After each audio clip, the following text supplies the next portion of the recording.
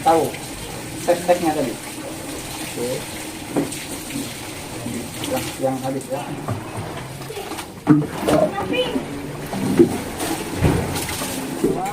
Lakukan seperti yang sama seperti yang pertama tadi. Oke, dah peras. Yang kenceng perasnya habis.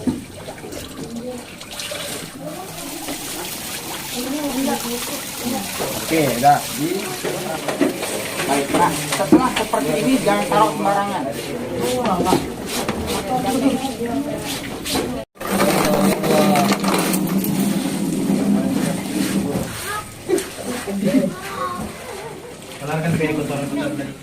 Bismillahirrahmanirrahim. Assalamualaikum warahmatullahi wabarakatuh.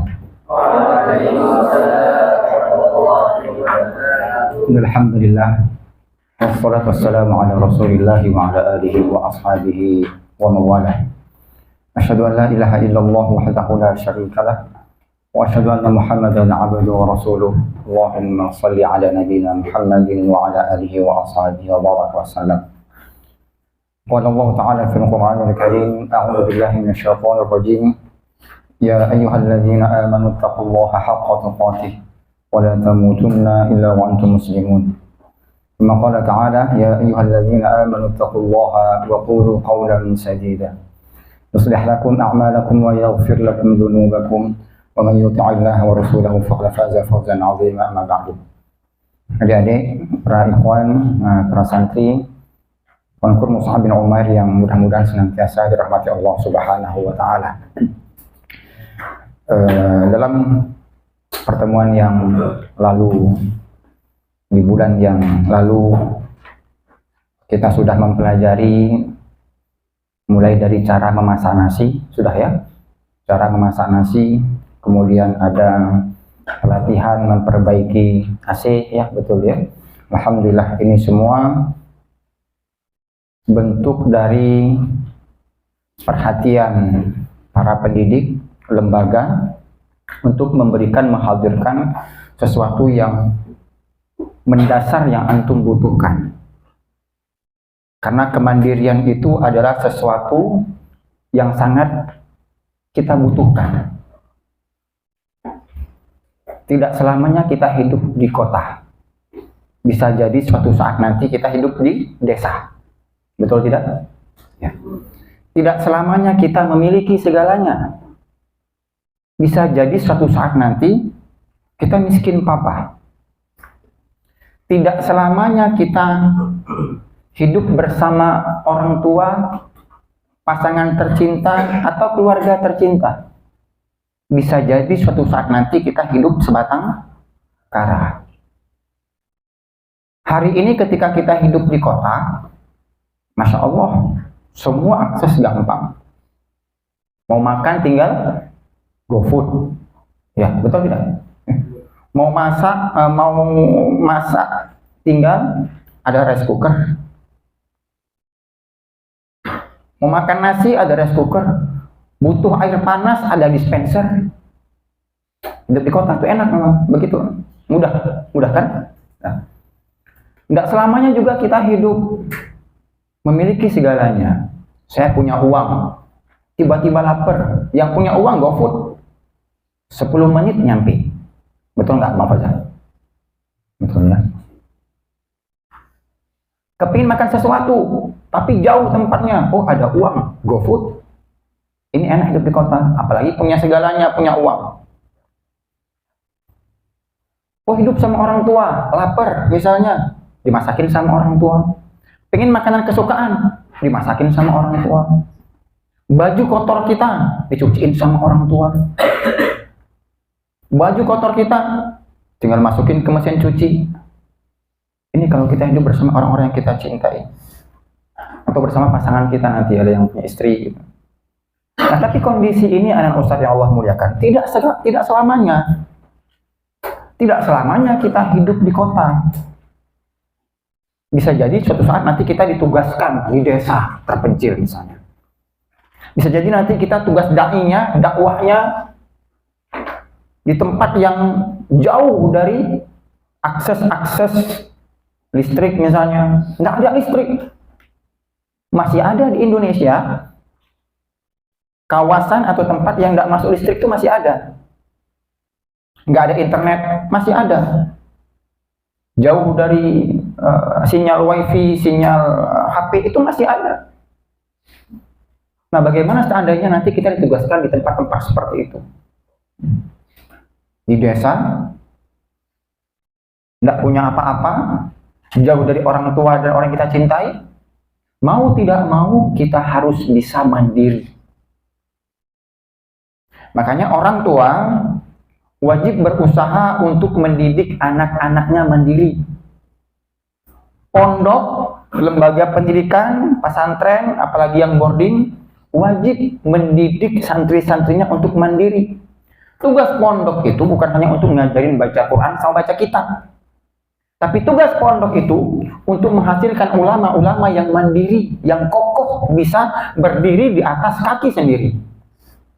Nggak cuma sekedar bisa baca Quran, baca kitab, tapi jiwanya nggak kokoh, nggak mandiri, bergantung sama orang lain. Bukan. Tugas pondok itu untuk menghasilkan ulama-ulama, dai-dai yang mandiri, memiliki jati diri, dan bisa berdiri di atas kaki sendiri.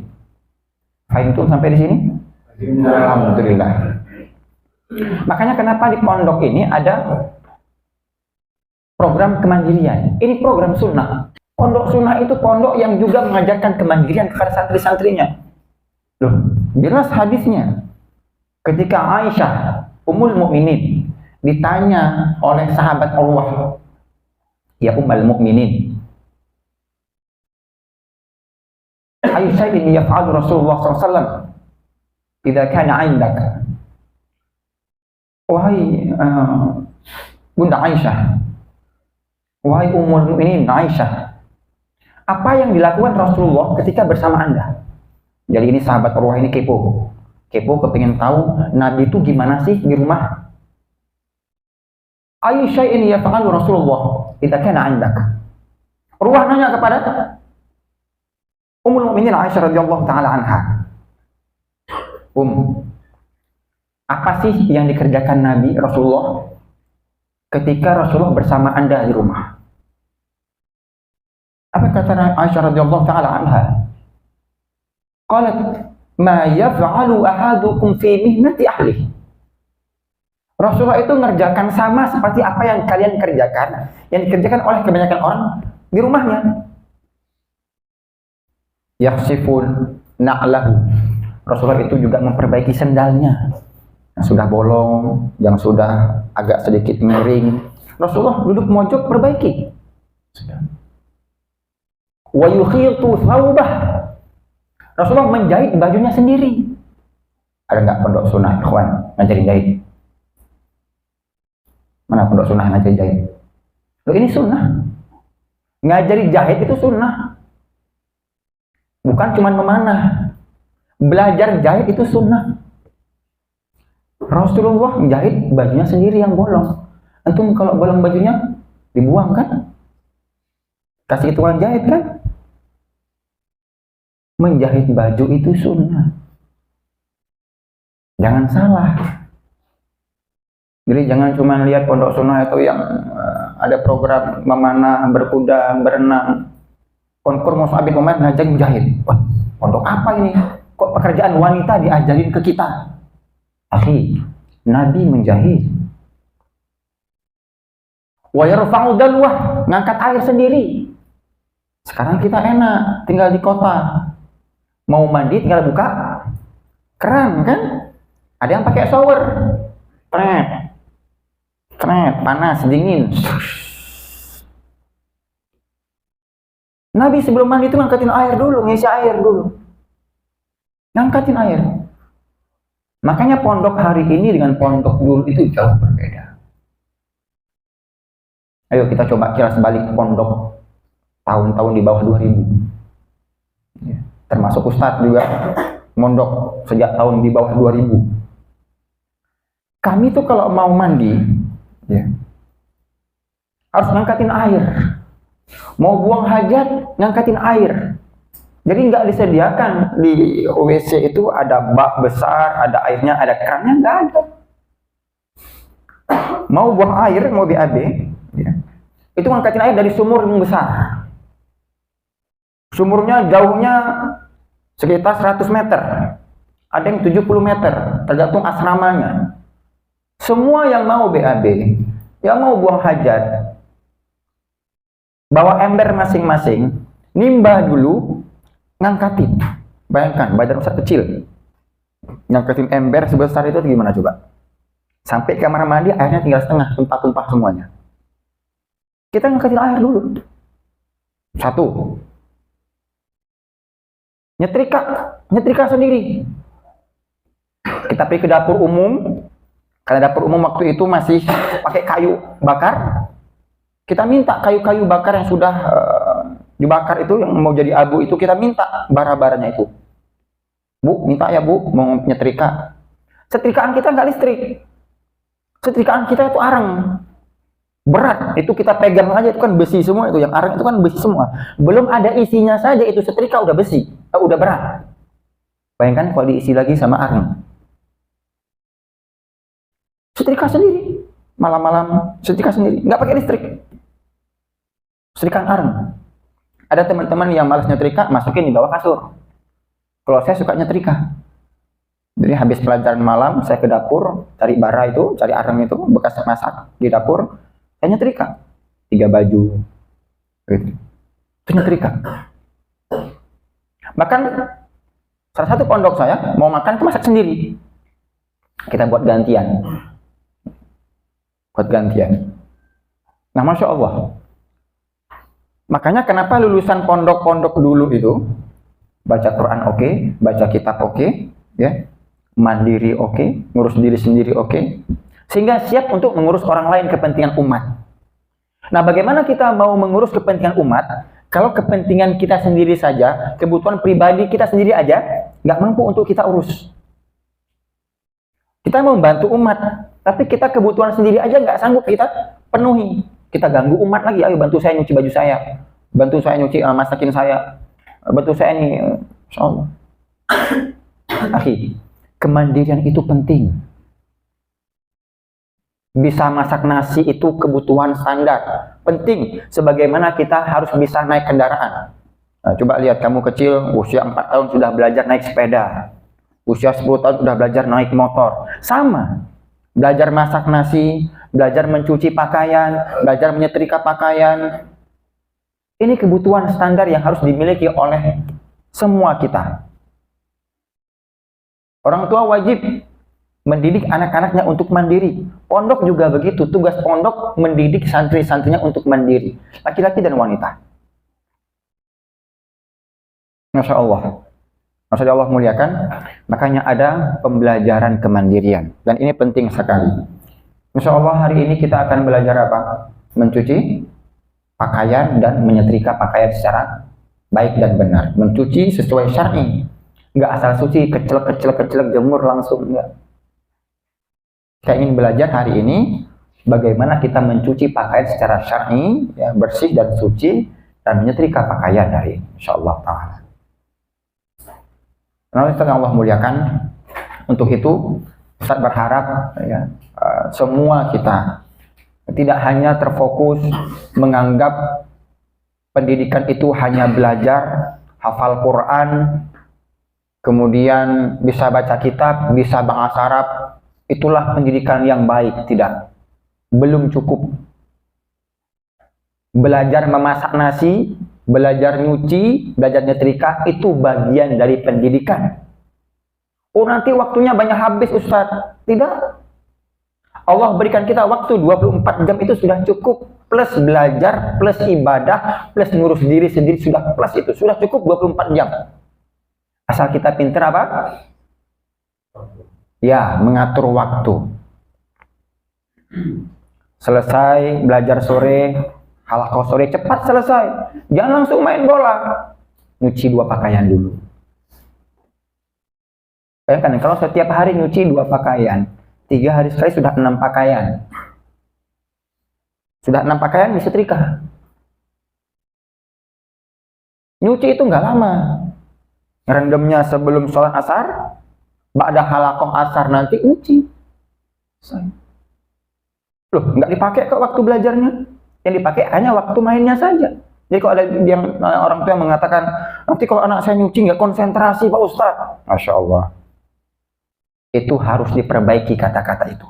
Karena mencuci, memasak nasi, kemandirian itu bagian dari pendidikan. Jangan dipisah dengan pendidikan. Oh itu nggak mendidik Pak Ustadz. Anak saya mau ke pesantren itu hanya mau belajar. Mau ngafal Quran, mau belajar kitab, mau belajar bahasa Arab. Sudah laundry saja. Masaknya di cateringin saja. Tadi saya katakan, walaupun kondisi kita hari ini seperti itu, sebagian besar pesantren seperti itu, masak sudah ada dapur, sudah ada catering, nyuci ada laundry, tapi kita juga tetap harus bisa. Walaupun sudah dimasakin nasi, walaupun sudah dimasakin lauk, ada dapur umum, ada catering, ada laundry, tapi kita juga wajib bisa itu. Karena seperti Ustaz katakan tadi, kita nggak selamanya hidup di mana? Di kota. Bisa jadi suatu saat nanti kita hidup di desa. Kita tidak selamanya memiliki segala. Bisa jadi nanti kita miskin papa. Kita tidak selamanya hidup bersama orang-orang yang kita cintai. Kita tidak hidup bersama selamanya dengan keluarga kita, ayah dan ibu. Bisa jadi nanti kita hidup sebatang kara. Nah, siapkan untuk itu Allah muliakan. Ya. Mudah-mudahan apa yang saya sampaikan pada pagi hari ini bermanfaat buat kita semuanya. Dan hari ini insya Allah Ustaz akan langsung mengajarkan antum mencuci pakaian dan menyetrika pakaian. Emang Ustaz bisa? Lah anak pondok loh. Anak pondok itu dulu tuh, ya anak pondok itu paling dicari-cari. Jadi menantu idaman. Nah, bukan lain. Dulu orang tua dulu tuh kalau nyari menantu yang anak pondok. Kenapa? Anak pondok itu bisa nyuci, bisa masak ya. Masya Allah, ilmu agamanya ada, mandiri, setia, ya. Masya Allah. Nah, kalau sekarang dibilang anak pondok, ya mudah-mudahan masih disukai oleh mertua-mertua, ya, calon mertua. Tapi ya gitu. Bahkan dulu pejuang-pejuang kemerdekaan Republik Indonesia itu sebagian besarnya dari kalangan apa? Santri. Santri itu nggak cuma bisa baca kitab tasawuf tadi, nggak cuma bisa baca Quran, enggak. Dia siap berjuang. Di mana saja dia dibuang, dia siap berjuang. Kamu dakwah ya di Papua, kamu dakwah ya di Kalimantan, siap. Nggak nanya itu, ada wifi nggak Ustaz? Laundry ada nggak Ustaz? Bukan santri yang seperti itu. Kalau masih nanya ada wifi, ada laundry, ada catering, bukan santri yang seperti itu. Santri siap dikirim kemana saja. Siap, itulah santri. Berdiri di masjid dia oke, berdiri di dapur dia oke, berdiri di sumur dia oke, nggak ada masalah. Itulah santri. Jadi jangan dipisah, cuma santri itu cuma bisa baca Quran. Itu namanya merendahkan santri. Kalau antum dikenal orang cuma bisa pinter baca Quran tapi nggak bisa apa-apa, jangan merasa bahagia. Antum sedang diremehkan, dilecehkan. Karena santri sesungguhnya itu dia bisa segalanya. Bahkan sebagian pondok itu membangun pondoknya sendiri itu yang bangun santrinya. Buat masjidnya, yang kerja siapa? Santrinya. Bisa ngaduk semen, bisa instalasi listrik. Masya Allah. Ya itulah santri. Jadi antum kalau di rumah jangan malu pegang setrikaan itu kan tugas wanita. Bukan. Kalau di rumah antum jangan malu bantu ibu antum masak nasi. Itu kan tugas ibu-ibu, tugas emak-emak. Bukan. Tugas kita semua itu wajib bisa kita semuanya. Itu bukan tugas emak-emak. Tugas kita santri. Masak nasi, nyuci pakaian, nyetrika itu tugas santri. Bahkan kalau bisa waktu antum pulang kampung, bantu ibu antum yang nyuci pakaian, antum yang nyuci piring, antum yang nyetrika pakaiannya, antum yang masak nasi. Ini baru santri sesungguhnya. Bukan malah pulang ke rumah, malah membebani orang tua. Bajunya sudah kotor, sudah kumel, habis main bola, bau kotor, lempar ke laundry, lempar kasih orang tua. Nah, cuci mak ya. Masya Allah, ini bukan santri seperti itu. Orang tuanya sakit, nggak tahu dia masakin nasi, nggak tahu dia buatin bubur.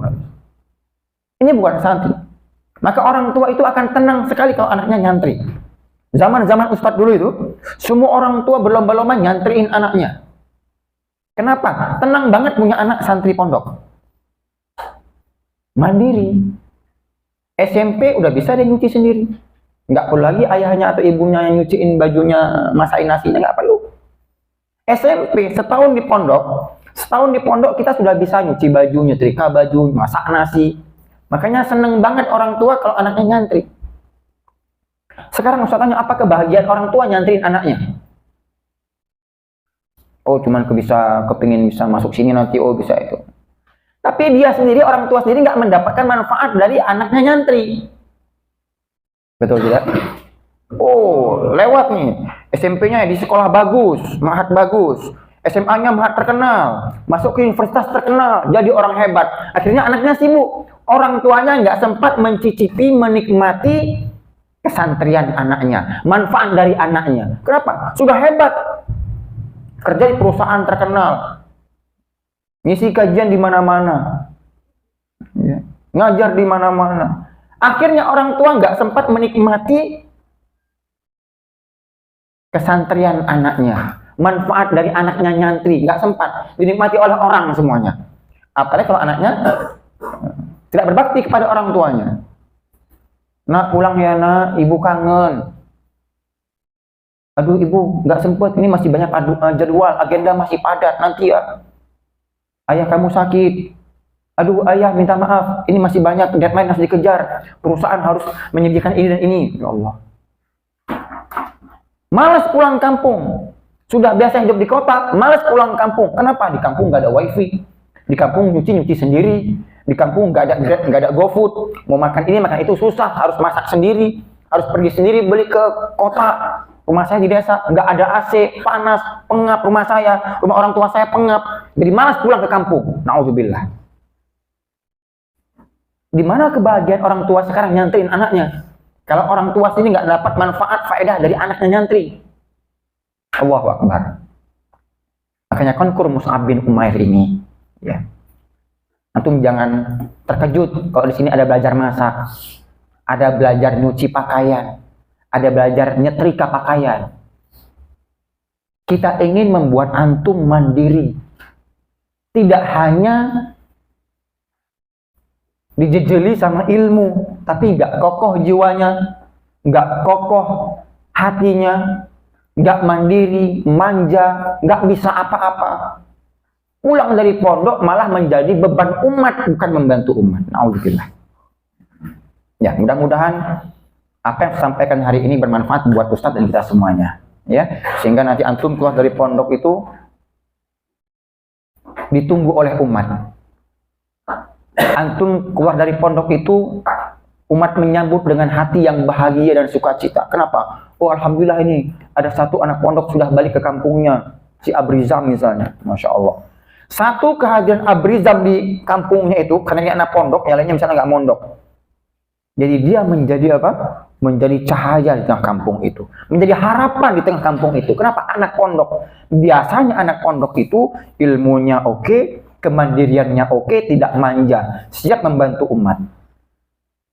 Setuju? Setuju? Takbir, Allahu Akbar.